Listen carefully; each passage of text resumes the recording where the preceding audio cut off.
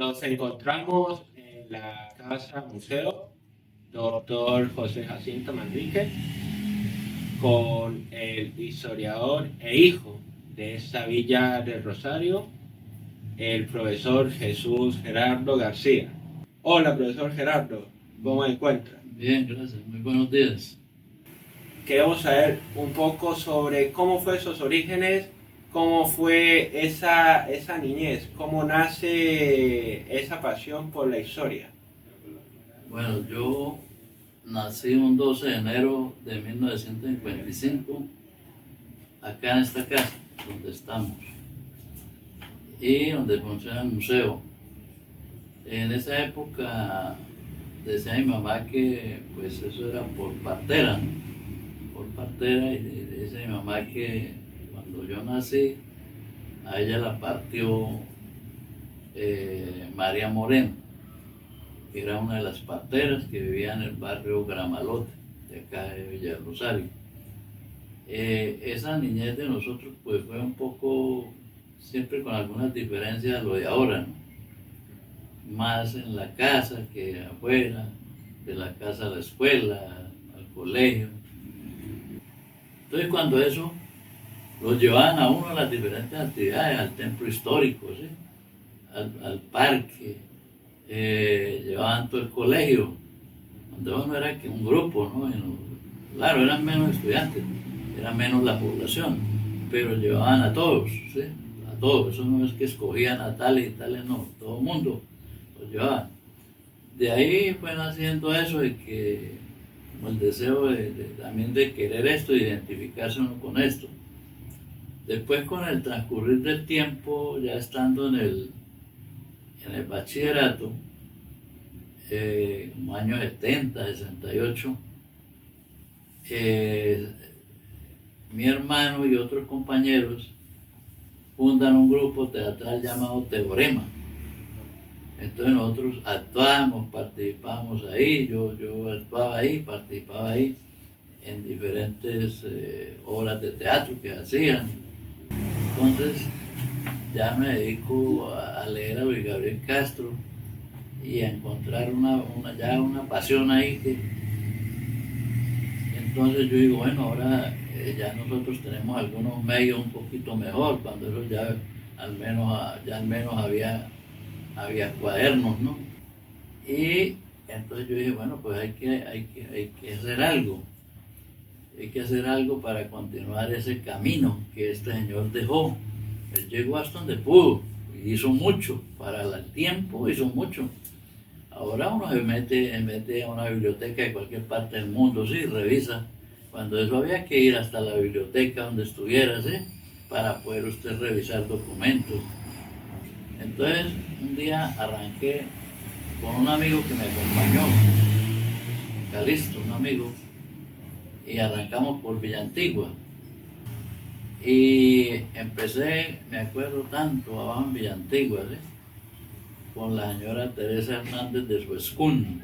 Y entonces yo empecé que tenía muchísima información y recogiendo esa información también me encontré con que mucha gente me regalaba cosas, ¿sí? O me decía, le presto esto para que cuando eso tocaba sacarle foto a la foto, ¿sí? Porque no había escáner ni nada de eso, ni celular para nada de eso, sino con una cámara tomarle foto o llevarla a una fotografía así para que revelaran nuevamente esa foto. Así fue mucho el trabajo para tener una serie de fotografías.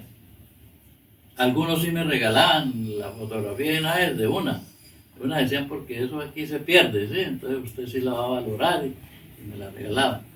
Y objetos, ¿sí? Objetos empezaron a aparecer que me regalaban, otros me los vendían, no sé, pero la mayoría me los regalaban. Y fui acumulando muchísima información. Entonces esto ya me llevó también a mirar que tenía que haber información de carácter académico, ¿no? Ya no tradición oral, sino también de carácter académico. Entonces, pues era difícil cuando ya aparece el internet. empieza a facilitar esa búsqueda. ¿Y cómo fue ese proceso, profesor? Pues ese proceso fue que yo dictaba matemáticas, ¿no? Pero a mí realmente casi no me gustaba dictar matemáticas porque me parece una cosa muy rígida y muy 8 por 4 es 32 toda la vida. Eso no cambia, ¿sí? En cambio lo social cambia cada instante. Cada partecita del segundo cambia lo social. Entonces yo dije, apareció que dejaron libres las éticas, nadie las dictaba. Entonces yo les dije, a mí sáquenme de matemática y métanme ética. Entonces me dijeron, pero Gerardo, eso implica que usted tiene que hacer varios programas porque la ética usted sabe que es una sola hora semanal, entonces usted le va a tocar pasar por todos los salones. Le dije, no importa, yo ya tengo, lo mío lo tengo planeado que voy a hacer. Entonces, mientras yo me iba a mi trabajo, mi esposa hizo un trabajo valiosísimo, o sea, Ruby hizo un trabajo valiosísimo porque ella se quedaba escuchando los cassettes, entonces ella iba copiando a mano, cuando no había computador todavía. Después entonces sale el computador y entonces ella transcribe todo eso, lo digitaliza. Entonces me dice, a veces me decía cuando yo llegaba, Gerardo, hay cosas que se cruzan. De hecho, si se cruzan, vamos por la línea que es, porque quiere decir que están ratificando las cosas, ¿sí? A través de la tradición oral, porque la tradición oral sostiene lo que no está escrito, ¿sí? O sea, porque usted a veces encuentra vacíos en la historia, ¿no? Vacíos. Usted va hablando de acuerdo a lo académico, cuando usted encuentra con un vacío que no tiene unión, que usted no le encuentra por ningún lado la unión, entonces usted se va y revisa a veces la tradición oral y encuentra ese pasito que falta, ¿sí? Claro. Entonces eso valida porque lo han dicho bastantes personas. Entonces yo lo llevé, yo un día empecé y entonces yo metía aparecieron los logros y eso, ¿sí? Bueno, entonces yo empecé a llevar las historias, a contar en el aula de clase. Entonces yo cuando vi fue que empecé incluso a tener problemas porque los muchachos ya querían solamente que yo hablara así. Y hay veces se separaban del puesto y se sentaban en el piso al lado donde yo estaba hablando. Y eso sí, atentos, nadie molestaba. Entonces yo llegaba a la otra clase, profesor, ¿por qué no seguimos? Le decía, vamos a intercalar los temas normales que a uno le tocan por dictar y yo voy intercalando la parte histórica. Y cada vez que llegaba, pues, entonces yo dije, para que estos muchachos hagan el recorrido que yo he hecho, voy a ponerles trabajo donde tengan que visitar los abuelos, ¿eh? Entonces los chinos cada vez, entonces ellos esa vaina les gustó, entonces empezamos a identificar casas antiguas, sí, a través de placas, eso. Entonces los chinos cada vez me decían, profesor, y bueno, ¿y este año qué vamos a hacer? ¿Y qué vamos a hacer? Entonces ya se volvió una cosa que ya los chinos tenían una visión de identidad en Rosario, ya se cosas que nunca habían escuchado, o sea, que nunca habían escuchado y que yo a través de la investigación, y ya cuando empiezo yo a mirar la otra parte, la parte académica, la parte de los libros, ¿sí? Donde ya me empiezo a nutrir con esa otra parte, encuentro cosas extraordinarias, ¿sí? Del Rosario, pero que ni siquiera estaban en Colombia, sino en libros que de pronto habían sido escritos acá, pero que estaban en bibliotecas de Illinois, de la Oxford, sobre todo en una biblioteca de Toronto, Canadá. Hay muchísimos libros con cosas de acá del Rosario. Antes de eso formé los guías. Me acuerdo tanto que fue con el grado séptimo. Y todavía los muchachos por ahí se acuerdan, ¿sí? En el grado séptimo, esa vaina no se le olvida a los muchachos. En el grado séptimo yo formé los guías, entonces yo iba todos los sábados en la mañana y entonces fuimos formando los guías. De ahí surgieron los informadores turísticos, ¿no? Los informadores turísticos, que es el nombre real, porque guía es el que ya tiene una tarjeta de guianza. Los informadores turísticos, y ya entonces hicimos las pruebas piloto. Y el día que hicimos la primera prueba piloto, me acuerdo tanto, no se me olvida, por ahí todavía veo a la muchacha, y es una cosa inolvidable, ¿no? Ese día esta muchacha cumplía 15 años, y entonces ella tenía que hacer precisamente lo de Luis Gabriel Castro, era la informadora de ese sitio. Íbamos a hacer la prueba piloto, sitio por sitio, informador por informador, guía por guía. Había entidades que hacían énfasis en los colegios, ¿sí? Empezaban a aparecer las llamadas modalidades. Bueno, entonces nosotros construimos la modalidad.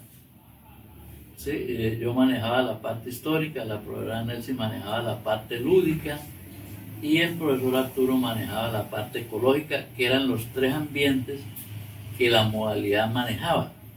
Porque después de eso surgieron los rallies. Entonces, como la profesora Nelsi era de la parte lúdica, entonces combinamos lo histórico y lo lúdico, ¿sí? Claro. Lo histórico y lo lúdico, y entonces hacíamos los rallies. La ruta, entonces eso nos dio pie para escribir un libro. La profesora Nelsi escribió la parte lúdica, yo escribí la parte histórica. Ese libro nos sirvió incluso para un ascenso. Ese libro está legalizado, totalmente legalizado. Tiene derechos de autor y todo. Y entonces ahí quedó plasmada la ruta, ¿sí? Y cómo hacerla también lúdicamente. Sí, claro. Profe, una pregunta. Como usted es un gran profesor, un gran historiador, dado a toda la historia de El Rosario, queremos preguntarle, dada su experiencia también con los jóvenes, ¿qué consejo les daría a todos los jóvenes que quieren aventurarse en este mundo de la historia, de la investigación, y inclusive a esos jóvenes que de pronto no leen tanto? ¿Qué consejo les daría para que se empapen en ese mundo de la historia y de la cultura de El Rosario y también de Colombia? Bueno, yo les diría que en El Rosario tienen una gran ventaja, ¿no? Primero, tanta historia que hay, ¿sí? Demasiada, es demasiada. Incluso eso amerita una asignatura en los colegios. Los PEI del colegio deberían circular en función de su vocación del municipio, que es histórica, ¿sí? Todos los PEI de los diferentes colegios de Rosario. Aquí encuentran que la historia del Rosario no solo es la historia local, es que se entrelaza con la historia nacional y la historia internacional. Por ejemplo, cuando usted habla de Santander, trasciende a lo internacional, a lo nacional. Cuando usted habla del Congreso de la Gran Colombia, imagínese, trasciende la unidad latinoamericana, bueno, y así sucesivamente. La batalla de Boyacá, tuvimos participantes, el 20 de julio tuvimos participantes, ¿sí? Bueno, entonces, ¿qué es?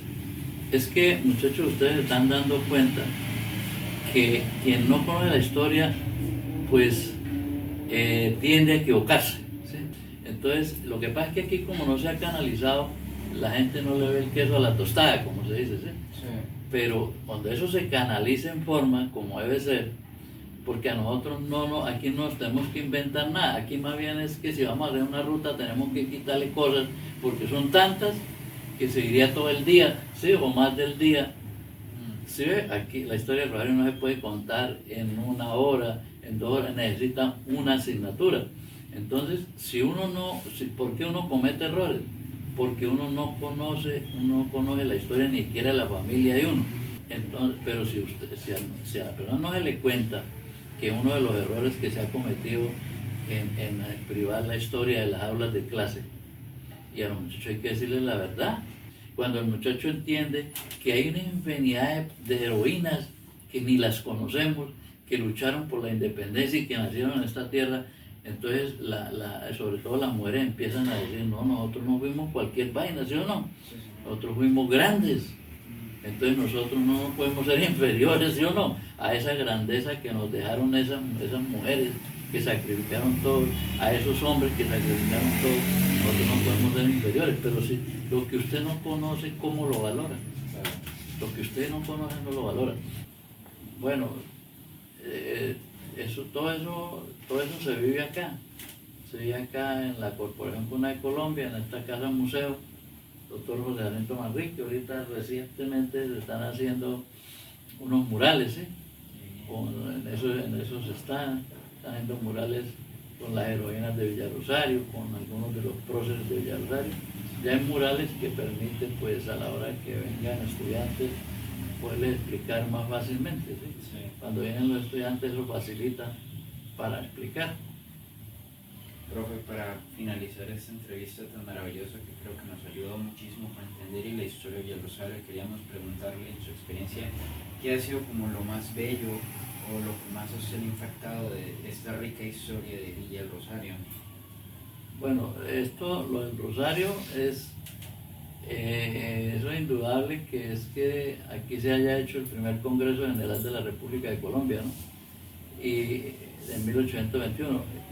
Y eso nos lo reconoce, a nivel nacional nos lo reconocieron, ¿sí? Con esa ley, nos lo reconocieron.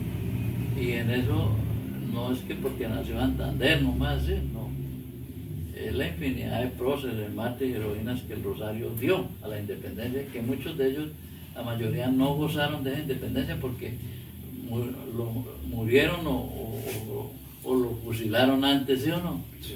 De ver eso. Y el hecho de haber sido capital de la Gran Colombia, ¿sí? De haber generado la ley de libertad de vientre, la ley de imprenta, la creación de la educación pública, ¿sí?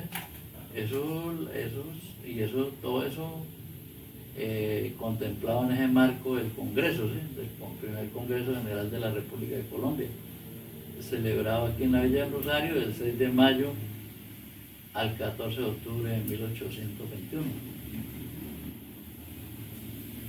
Listo, profe. Muchísimas gracias. Queríamos agradecerle, profesor, por su tiempo, por haber dedicado todas estas palabras. Nosotros, pues, somos estudiantes de comunicación de la Francisco de Pablo Santander, y queríamos de verdad agradecerle por su tiempo, por habernos guiado, respondido estas preguntas, y la verdad creo que es un aporte muy muy grande para todos estos jóvenes y personas que desean conocer más acerca de la historia de Villa del Rosario y de Colombia. Entonces, de parte de nosotros, muchísimas gracias por habernos dado esta entrevista. No, siempre lo que pueda ayudar, sobre todo con la gente joven, ¿no? Que es la que va tomando turno, se va tomando turno. Es que la gente siempre que los jóvenes son el futuro, no, son el presente, ¿sí? Sí. Presente y futuro, ¿sí? Y ese presente tiene que aprender para que le enseñe a ese futuro que viene, ¿sí? Entonces nunca se pierde esa línea, ¿sí? Sí. Nunca se pierde la línea. Eso, muchísimas gracias, de verdad. Claro.